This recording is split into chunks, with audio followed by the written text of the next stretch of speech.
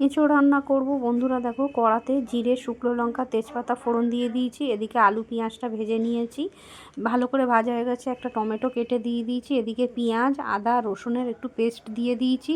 লঙ্কার গুঁড়ো, জিরের গুঁড়ো, নুন, একটু মিষ্টি হাত সব দিয়ে আমি ভালো করে মশলাটাকে কষিয়ে নিচ্ছি। অপর সাইডে দেখো আমার ভাতটা একটু মিনমিন করে ফুটতে আরম্ভ করে দিয়েছে। এদিকে এঁচোড়টা আমি ছোলা আর এঁচোড় প্রেসারে সেদ্ধ করে নিয়েছি, আর একটা কি দুটো সিটি মেরে নিয়েছি। ওই প্রেসারে আবার একটুখানি জল আমি গরম করতে দিয়েছিলাম। ভালো করে এঁচোড়টা আমার কষানো হয়ে গেছে। অমনি কী করলাম, গরম জল দিয়ে দিয়েছি। এখানে কিন্তু ঠান্ডা জল দিলে একটুও ভালো লাগবে না, আর একটু শুকনো শুকনোই করেছি বন্ধুরা।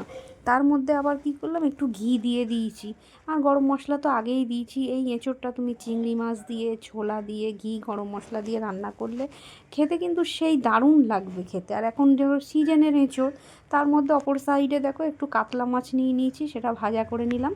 আর বাপের বাড়ি থেকে ডাঁটা এনেছিলাম, পটল আলু ডাঁটা দিয়ে জিরে শুকনো লঙ্কা ফোড়ন দিয়ে আমি পটল আলু ডাঁটাটা ভেজে নিয়েছি। এদিকে মশলাটাও দিয়ে দিয়েছি, আর এই যে ডাঁটা কটা পরে দিয়ে দিলাম, দিয়ে মশলা কষিয়ে নিয়ে জল ঢেলে দিয়েছি। যেই ঝোলের পলক এসে গেছে অমনি মাছগুলোকে দিয়ে দিলাম। দেখো পটল আলুর তরকারিটাও আমার কত সুন্দর, দেখতে যেমন সুন্দর হয়েছে, খেতেও কিন্তু দারুণ সুন্দর হয়েছে। আর নামানোর সময় কিন্তু একটু ধনেপাতা দিয়েছি।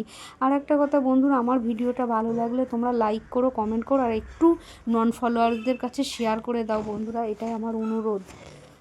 টাটা।